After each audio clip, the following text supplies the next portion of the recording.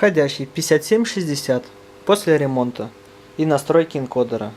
Поменены подшипники и сальник. И настроен энкодер. Подключил к рексроту согласно документации.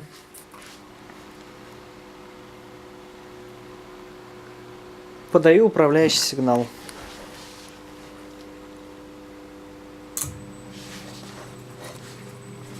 Видим вращение вала.